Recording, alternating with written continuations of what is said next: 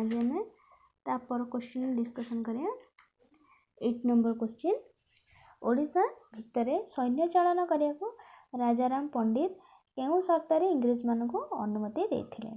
Answer Rajaram पंडित जड़े दूरदृष्टि संपन्न राजनीतिज्ञ थिले। नागपुर भोंसला और कंपानी मध्य सुसंपर्क रखा तांकर लक्ष्य थिला। 1798 डिसेम्बर रे इंग्रेज और टीपू सुल्तान मध्य दीर्घ दिन आशा कर युद्ध संगठित है। परिस्थिति दृष्टि कर्नवालिस भोंसला अनुमति पाइबा निमंते 1790 मार्च मासरे फॉरेस्टर को नागपुर पठाइले। भोंसला मध्य ब्रिटिश सेना को ओडिशा मध्य दे गति करने को अनुमति देथिले। 9 नंबर इंग्रेज माने किपरि उत्तर सरकार अधिकार करथिले सेठारे शासन करने को किए अवस्थापित होइथिले।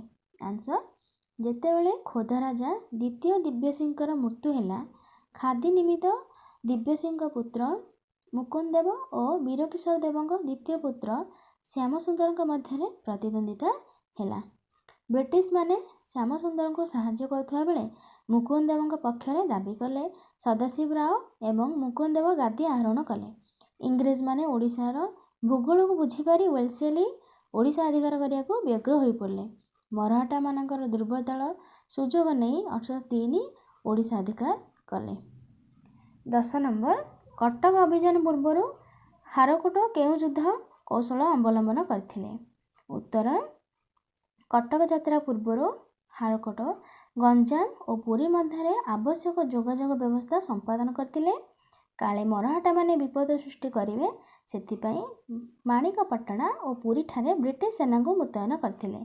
से लेफ्टिनेंट ओगिलफ और मेजर फ्लेचर को यथाक्रमे माणिकपटना और पुरी दायित्व में सन्निवेशित करथिले। 1803 सेप्टेम्बर 24 रे हारकोट कटक अभिमुखे अभियान चलाइथिले। 11 नंबर बालेश्वर अधिकार करने को इंग्रेज माने काहींकी प्रलोभित होइथिले सेतेबेले बालेश्वर फौजदार किए थिले यह किपरि इंग्रेज मान द्वारा अधिकृत होइथिला। तर अर्थनैतिक दृष्टिकोण बालेश्वर खूब गुरुत्वपूर्ण थिला। सेठारे मोरा पंडित फौजदार रूपे अवस्थापित होइथिले। बालेश्वर अधिकार करने पे कैप्टेन मोर्गान को दायित्व देथिले। से जलपथरे एक नौका भेड़ा सहित बालेश्वर आसथिले। भेड़ा भितर थिबा 7टी नौका यह थिला एक क्षुद्र मरहटा बंदर। मरहटा सैन्य माने प्रतिरोध परिवर्ते स्थान परित्याग करथिले। अक्लेशरे 1803 सेप्टेम्बर 22 तारिख मोर्गान बालेश्वर अधिकार कले। 12 नंबर अधिकार करथिबा सत्वे गवर्नर जनरल बार्लो काहींकी मरहटा मानक संबलपुर फेराई देथिले। उत्तर वेलसेलिंग परे भारतर गवर्नर जनरल होई आगमन करथिबा बार्लो खूब शांतिप्रिय थिले।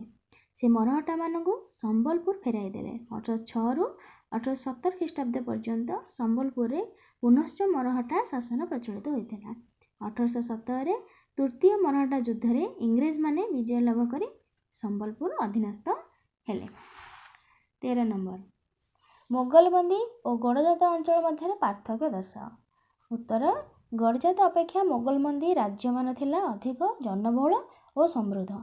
उत्तर सुवर्णरेखा नदी ठारू दक्षिण में चिलिका हृद पर्यंत उपकूल अंचल को नहीं गठित होता मोगलबंदी। यह थिला मराठा मानकर प्रत्यक्ष शासनाधीन। एथे रहिथिला 150टी प्रगणा।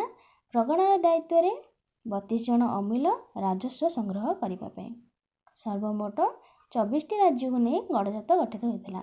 खोर्धा कनिका ढेंकानाल रणपुर बड़म्बा आठगड़ कुजंग आली मयूरभंज आदि राज्य माने मराठा शासन रे प्राधान्य विस्तार करथिले।